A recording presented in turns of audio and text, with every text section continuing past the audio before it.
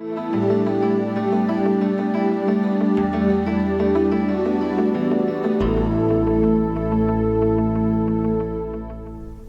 always good to know who's doing the digging. So in this section, I will talk about George Andrew Reisner, short biographical sketch. Reisner was born in 1867 in Indianapolis. That makes him a Hoosier. He came to Harvard in the class of 1889, and in the last few years of his studies, he became interested in Semitic languages, ancient cultures of the ancient Near East. He'd first heard about this in some of his high school classes back in Indianapolis. He graduated in the class of 1889, and you see a class photograph here in this picture. Along the way, he studied under David Gordon Lyon. Lyon was the one who founded the Harvard Semitic Museum, got this building built in 1903 that you see here, and he was really the father of what is now the Department of Near Eastern Languages and Civilizations. Reisner went home to Indianapolis after getting his BA degree and worked in a law firm. And then he came back to Harvard for his master's degree in 1891 and his PhD in 1893. Along the way, he took time out to go back home and marry the girl next door, Mary Bronson. David Gordon Lyon had studied in Leipzig, and he felt it was important for Reisner to have the experience of a German academic institution. So he sent him off to Berlin. And it's there that Reisner began his Egyptological career. Remember, at Harvard it was all about Semitic languages, so Biblical Hebrew, Akkadian, cuneiform inscriptions, and the like. It was at Berlin that he met the great Egyptologist Adolf Ehrmann, who had studied so many phases of the Egyptian language, and his star pupil Kurt Zeta. And in the Berlin Museum, Reisner learned Egyptian, all phases of the language, from Zeta. He thought everything was set after spending 3 years at Berlin, and he came back to Harvard and taught for a year. But, to his great surprise, there was no money to keep him. And so all seemed lost until he got a letter from Berlin from one of his colleagues, Ludwig Borchardt, inviting him to come to Cairo and be part of an international commission to study and publish objects in the Egyptian Museum. This was his first good-paying job, and of course he jumped at it. So here is a photograph of the International Commission team, members from several different countries, all working on different aspects of the Egyptian Museum collection. It was here, in Cairo, that Reisner met Phoebe Apperson Hearst, mother of the newspaper magnate William Randolph Hearst. She was looking for excavators to support projects all over the world, in Egypt too, for the University of California, Berkeley.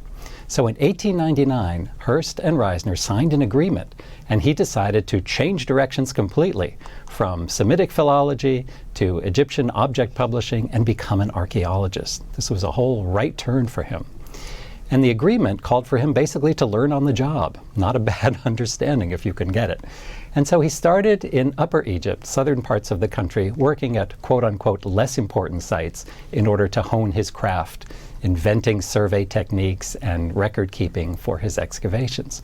This map shows you some of the early sites that he worked at, and there's a photograph of the camp at Naga Adair, which came to be a very important site ultimately. But it was later on, in 1903, that the Giza necropolis became available. There had been just too much illicit digging, and Reisner was not the only one complaining to the Egyptian antiquities authorities, then of course under French control under Gaston Maspero. Maspero allowed several different expeditions to come together and amicably divide up the site, and this is what happened. So in this section I'm just going to talk about Reisner's excavations. In another module you've seen how the site was divided between the German, later German-Austrian, the Italian, and the American concessions. This plan shows the dates in red type for how Reisner moved all across the necropolis. He began in 1904 at the far western edge of the site and moved gradually eastwards towards the Great Pyramid. Along the way, he picked up a student from Harvard, Albert Morton Lithgow, who had transferred from Brown to come to Harvard and had been trained at the American School in Athens and elsewhere. Lithgow would later leave to become the first curator at the Metropolitan Museum of Art. Everything was going just fine until Phoebe Hearst ran into financial trouble, and she needed to pull out from supporting the excavation. This was in 1904-1905, and this was a catastrophe. So, in the summer of 1905, Lithgow came back to Harvard first, and Reisner followed later, and the idea was to try to get the Museum of Fine Arts Boston and/or Harvard University interested in picking up the excavation. So this began what I call the intriguing summer of 1905, and this photograph shows you many of the players. We have Harvard's President Eliot, looking after Harvard's interests, David Gordon Lyon, Reisner's old professor, trying to do right by everyone, Albert Morton Lithgow, Reisner's supporter and assistant, but really had his own agenda along the way as well. And then on the museum side, Gardner Martin Lane was representing the interests of the museum. So there was a lot of back and forth, and eventually was created the Harvard University Boston Museum of Fine Arts Expedition. Here's a photograph of the old Copley Square building for the Museum of Fine Arts in those days. In 1909, the building moved to Huntington Avenue, the site that it still occupies today. This was a one-year contract and was meant to expire in 1906, but it continued as a sort of gentleman's agreement between these institutions for the next 40 years, all the way until Reisner's death in 1942. And so the objects started flowing in. Here's a photograph of the MFA galleries, and you see some of the Giza masterpieces set up in the room. Crates were arriving, records, photographs, notes, publications. Reisner was writing articles in the MFA Bulletin and elsewhere. And all of this took place from the headquarters at what was known as Harvard Camp. Here you see it on this aerial photograph. The red arrow points to the location to the west of Khafre's pyramid.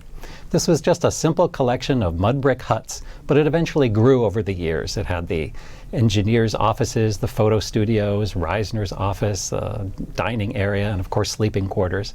This photograph shows you the courtyard, which was always choked with objects, fragments of pottery, stone vessels, and from here a lot of the colossal statues came together. There's also a computer model we've made of this area.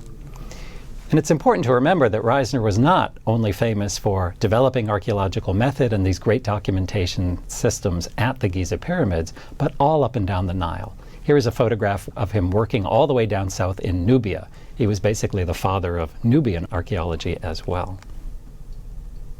This image shows one of the class notebooks, the class of 1889, and you can see how Reisner is aging.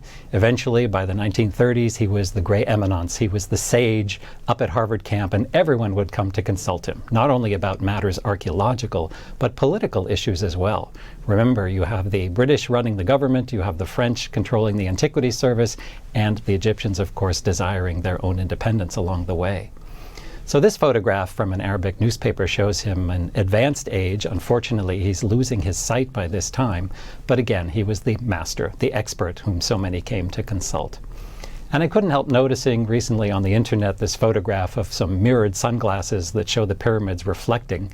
And I got a chuckle because Reisner had done this already before. We can compare this internet image to the photograph taken from that Arabic newspaper, and you can see the pyramid reflecting in Reisner's glasses as well. There was even a live broadcast, the first time ever, made by NBC right from the pyramids on a cold winter evening in February 1938. Reisner and the team assembled on the north face of the Khufu pyramid, and they broadcast live. This would have been dinner time back home in the US, but it was about 11 p.m. in Cairo. And he narrated some of the excavation workloads, and some of his assistants spoke as well, and a famous radio personality inside the King's Chamber inside Khufu also broadcast. This required miles of cable going down to the Mina House Hotel off the edge of the plateau. And then briefly, just some of his trusted assistants. There was Dowse Dunham, a Harvard student who had come out to Giza and became Reisner's right-hand man, also working in Nubia, and then eventually coming back to the Museum of Fine Arts, being in all but name the chief curator, as all the crates and the objects and the monuments came in. There was another Harvard student named William Stevenson Smith. He too eventually became a successor and curator in the Egyptian department after Reisner's death. Great art historian who published many important works about the Old Kingdom and the Pyramid Age. And then Reisner befriended a couple, Joseph Lyndon Smith and his wife Corinna. Smith was a painter who'd studied at the School of the Museum of Fine Arts and elsewhere. Turning from portrait painting, he found his true love coming out to Egypt every year and painting scenes in Giza tombs, temples, Nubia, Egypt, everywhere. So he became great friends with Reisner, and they enjoyed their company very much. Reisner was not such a great fan of the burgeoning color photography process, but he thought the oil paintings made by Smith were tremendously valuable, and there are well over 100 of them today.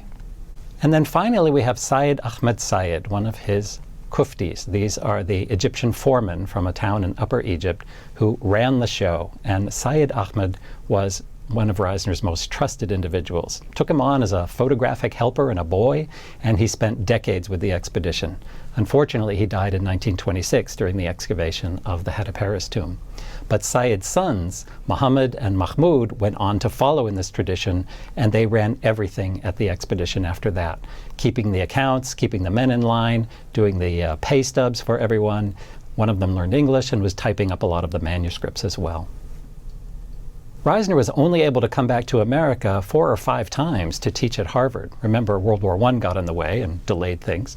And his very last trip was in 1939, when he got an honorary degree at the Harvard commencement. This was his 50th commencement anniversary. After that, he returned to his beloved Harvard camp. Remember, he's pretty much blind by this time. World War II breaks out. He sends his wife and daughter home to America. They had quite a circuitous route, but they finally made it. And in 1942, unfortunately, after a long stroke and basically being bedridden, Reisner died at Harvard camp behind the pyramids. He's buried in the old part of Cairo in the American Cemetery, and his men and the Museum of Fine Arts team composed this text that you see on the screen here, and this is the inscription that you read when you visit his tombstone today. Back at Giza, you can still see vestiges of the great era of excavations. Some of these rusting debris carts and even railroad tracks, some of them still used today, that were used to move the large mounds off of the mastaba tombs during all those decades of excavation.